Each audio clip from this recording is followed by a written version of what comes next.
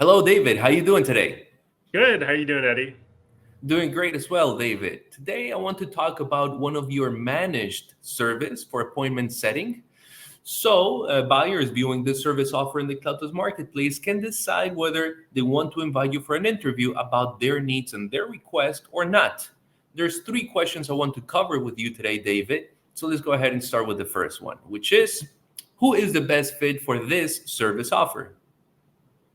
Yeah, so we work entirely with B2B companies. So we work a lot with SaaS technology companies, but also professional services, business services, a lot in industrial tech. And really, the similarity between all of them is that they're really looking to figure out a way to create a predictable model for delivering appointments and pipeline to their account executives. We also find that our clients really like the fact that we integrate ourselves within their organization. So we're not just a lead generation or appointment setting company that's throwing over appointments. We are working with them as if they had hired an SDR team within their organization, working on strategy, understanding their issues. Maybe things are changing as they go along, and they want to pivot their marketing strategy, their sales strategy, and we work with them. And so we are an outsourced SDR department for their organization. Perfect. So you help them build these motions in a more efficient way so they continue to build pipeline. And would you say there is a characteristic that makes a company a better fit or maybe not a good fit when it comes to utilizing your services? Maybe if they are, let's say, too early in the development of their product, have not found product market fit, or if they're too big and maybe enterprise and they're looking for more robust solutions. If you can tell me about maybe who is not a good fit for the offer. Yeah, so companies that have a really small TAM isn't a great fit. We really do create a good, robust model where we can reach out to a lot of prospects, get information from them, build rapport, generate appointments. Actually, companies that don't have a product market fit a lot of times will work with us. We work with companies that are early Okay. stage, trying to understand their markets, trying to figure out who the right companies are. We've had clients that have started really just as a concept, and we have methodologies to really understand, do surveys within the market, and help them to determine product market fit. So we work with both those early stage types of startup companies, as well as companies that are hundreds of years old. We've worked with Parker Hannifin for 12 years now. That's a Fortune 500 manufacturing company that's been in business for a long time. Obviously, has product market fit, has certain types of products that they offer, and they just don't have a really good way of generating an outbound motion, and so they rely on us for that. Perfect. That's very good. And in that case, David, I want to jump into the second question, which is what are the components of this service offer so that a buyer reviewing this listing in the Cloutos Marketplace can learn more what they would receive if they decide to purchase this? Yeah, so we start with a really in-depth kickoff meeting. It lasts several hours. It's where we go in-depth to understand what's worked for them, what hasn't worked for them from an outbound and inbound motion, from a sales motion, just so we can really get an understanding of some of the issues that they might be having to hit their pipeline and sales goals. We Right. really dive in very deeply into their ICP, their ideal customer profiles, who are the personas that they've worked with in the past that have really helped them to propel deals forward. And obviously what they think their value proposition is. And we obviously work with them. And a lot of times companies don't necessarily have a very defined value proposition, or maybe don't completely know who their ICP is. And those are things that we really work very closely with them in our next step to build. So we then come out of that kickoff meeting and create what we call our demand generation playbook. So it's almost like a mini consulting case where we are going in and really defining what is going to be a good go-to-market motion for them. What is their ICP? What is their value prop? Who are the personas? How are we going to approach each of them? What are the channels we're going to use? And how are we going to do that? We then come back, we present that to them. We get some revisions. We understand what they think is good or not good. And then we leverage that to train our SDR team. And so we have anywhere from 1 to 10 SDRs who are working on a program. They're dedicated to our client. They're all US based. And we do a lot of training with them based upon that playbook so that they can really understand their client and be able to speak well to those prospects. one of our core values for our clients is ambassadors for their brand. So we really want to make sure that when our SDRs get on the phone, are prospecting, that they are representing our clients in the right way. That, sometimes we are the first time that a prospect hears about our client. So we take that responsibility really seriously. So we do a lot of training, a lot of role play. Our clients can come in at the end before we go live to do role play, to meet the SDRs, meet the people who are part of their team, and work with them. Then once we launch, we are very metric driven. So we take a look at, how long is it taking us to get conversations with prospects? How are we converting those conversations to appointment? What's the held rate? And how are those appointments going to our clients' pipeline and funnel?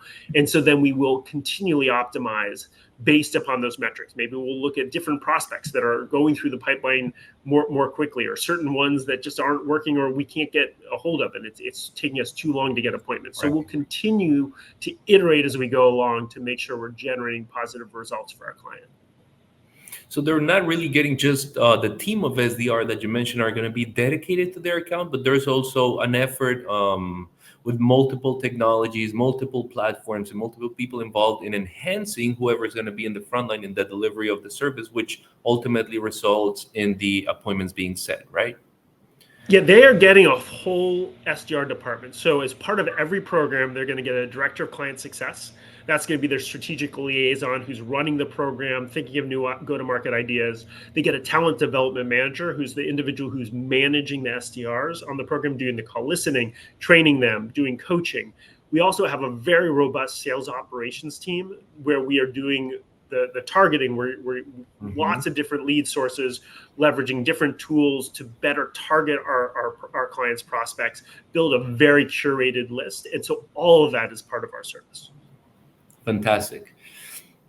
Is there a recommended annual contract value, David, that you would say your clients should have or aim to receive in order to make the better use and have a good return on their investment with this service? What we do with every one of our potential clients is we do what we call a success analysis. So as part of the process, if people do want to interview us, we will do a discovery call, and then if we feel like it's a good fit for both of us, we will then schedule a second call, which is our success analysis. In that, we're going to go through what we think are good metrics. How many appointments are we going to be able to get? What is their close ratio right now on current appointments that they're getting? What is their annual contract value? And then we create an ROI analysis. I would say that on average, it just really runs the gamut, because it's going to depend on how hard it is to get that appointment and then how big their ACV is. And so we do that analysis before we start any type of program. Okay, much better. And in that case, let's jump into my last question, which is about what a buyer typically would receive if they decide to purchase the service. How do those first 120 days post-purchase look like? Yeah, so the first 3 weeks is just build up. So we do the kickoff meeting, we build the demand generation playbook. That happens usually over a week to 2 weeks to make sure that we get the strategy right. Then that second and third week is also combined with training the SDRs. So we do a lot of training for them on the program, the role play, building those targeted lists, building the cadences, building up the CRM. We also integrate with almost every single CRM that's out there. So if people want us to integrate with their CRM, we build that integration for them, as well as the customized reporting that we're going to deliver. So that takes about 3 weeks before we go live. Yeah. We go live on week 4, and then we start generating results right out of the gate. We'll sometimes have to iterate a little bit to build on the results, but we believe very strongly that if you create the right type of process up front, you're at least going to start getting some results. We're going to optimize those results, but it's not like you have to wait 120 days to see if the pipeline's checking out, to see if things are working. And then basically we go every every 4 weeks. So there's no long-term commitments working with SalesRoads. We need to be accountable to our results for you. And so over the course of 120 days, we're just going to continue to iterate. We're going to look at metrics, see what's working, what's not working, really look at what's going through your pipeline and what is going to close. Because at the end of the day, that's what is most important. It's not the number of appointments that we get, it's the number of sales that you get. And so we really work with you over that period of time to continually optimize the program every single week to make sure we're generating the type of sales that our clients need to be successful. Fantastic. Now, we are discussing an omni-channel service in which you utilize email, phone, some other channels to convert to book these appointments. But it is my understanding that you also offer this just as email, for instance, for the companies that are looking to only grow through email that have found that channel to be successful. Can you help us understand a little bit more, please? Yeah, so for our full appointment setting program, you get both the emailing and the calling. And we don't do specific LinkedIn outreach, but we're using LinkedIn a lot for research and building the targeted lists. And that's with our core appointment setting package. Like you said, we do offer just the email package if people are looking just to reach out to prospects by email. It's a bit more, it's a little less expensive. And we have two products for that. One is just our straight email package, where we create a really good infrastructure for our clients to be able to send emails on their behalf. We develop the domains for them, so we're not doing any damage to their main domains. And we do a lot of targeting from a list perspective with all of our different list sources, but also leveraging AI to be able to do some really highly targeted personalization at scale that doesn't sound like the regular AI kind of personalization, really creative things that we found have been really instrumental in our clients breaking through and being able to create interest with the prospects that they have. And so we have the basic lead generation email package where we will generate warm replies for them, and then either their AEs or their SDRs can take those replies and those leads and follow up on them. Or we have our appointment setting package where our SDRs will follow up on those warm leads and book appointments for them on their calendar. Okay, fantastic. Now, one last thing, you did mention that in throughout the onboarding process, there's a stage in which they go through a diagnosis, almost like a success diagnosis session, where you assess how well the campaign can perform before you enter into a longer contract. So that leads me to two questions. Number one, is there a minimum term, let's say 3, 6 months, or do you go month by month with your services? And for the other part, I guess let's go with that question first, and then I'll ask you the other one. There's no minimum term. We feel very strongly we need to be held accountable to our results every single month. That being said, if you only want to do 1 month, it's not going to be a good fit for us, and it's not going to be a good fit for you. It takes us 3 weeks to build up the program. So you're only going to get 1 week of productivity, right? So it's important for people to have a little bit of a longer term horizon because they need to make sure that this investment makes sense for them. But we don't hold our clients to a contract because we are confident in our services and we feel that we need to be held accountable. Perfect. They're not tied to a contract. It's a month-by-month commitment, but it is important to understand that in order to see results, first month is just the setup, ramp up. You did mention you can see some success, but ideally that comes in months 2, 3, and as you continue to iterate the formula. The other question that I had was around the volume of leads.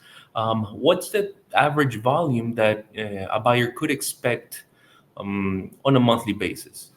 Yeah, I think that is a question. I'll be honest, if an agency is answering that in a very general sense, they're just throwing out numbers. That's why we do a success analysis. And I think it's really important to customize based upon our client's industry, based upon their value prop, based upon the types of prospects they're looking to do. And we will deliver and go over those metrics. It's really important to be able to understand that before we start a program with our clients. We need to know what success looks like and what they need in order to continue programs with us for long periods of time. Like, we have clients that have been with us, as I mentioned, for 12 plus years.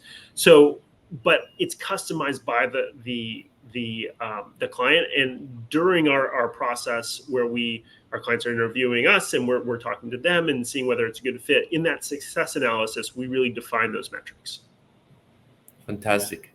David, thank you so much for sharing more details about your managed sales development services so that users of the Cloudtus Marketplace can decide whether this service is a good fit for their needs. David, I'll catch you on the next one. Thank you so much. Thanks for having me, Eddie.